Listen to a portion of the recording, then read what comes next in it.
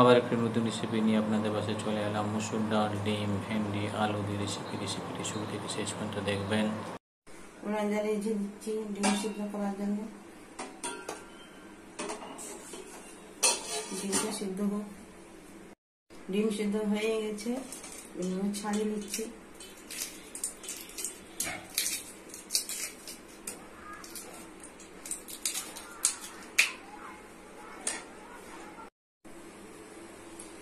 গরম হয়ে গেছে তেল, দিচ্ছি একটু হলুদ গুঁড়ো, একটু লবণ, ডিমগুলো নাড়তে দিচ্ছি।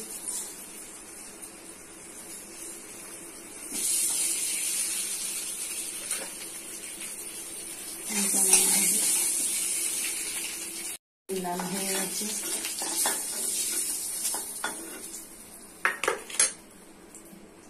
গরম হয়ে গেছে, দিচ্ছি পেঁয়াজ কুচি। লাল হয়ে গেছে, দিচ্ছি আদা রসুন বাটা।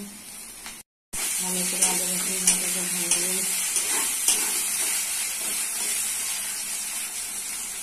রসুন লাল হয়ে গেছে, দিচ্ছি মশলা। হলুদ গুঁড়ো 1 চামচ, লঙ্কা গুঁড়ো 1 চামচ, জিরা গুঁড়ো 1 চামচ, ধনে গুঁড়ো 1 চামচ, লবণ 1 চামচ। মশলা ভালো করে কষে নিতে হবে। মশলা কষা হয়ে গেছে, আলু মশলাকে ভালো করে কষে নিতে হবে। আলু কষা হয়ে গেছে, মসুর ডাল, আলু আরো কিছুক্ষণ কষে কষে রান্না করে দিতে হবে। মসুর ডাল সিদ্ধ হয়ে গেছে, দিচ্ছি ভেন্ডি। ভেন্ডিটি আরো কিছুক্ষণ আগে চালিয়ে রান্না করে দিতে হবে। মসুর ডাল আলু ঢেঁড়স সিদ্ধ হয়ে গেছে, দিচ্ছি জল,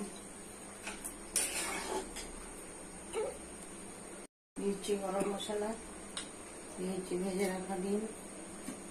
হয়ে গেলে রান্না করে দেখাচ্ছি। রেসিপিটি রেডি হয়ে গেছে। কত সুন্দর, কত টেস্টি। বাড়িতে করে খাবেন, পরিবারে করে খাবেন। সাবস্ক্রাইব করবেন, সঙ্গে থাকবেন, পাশে থাকবেন।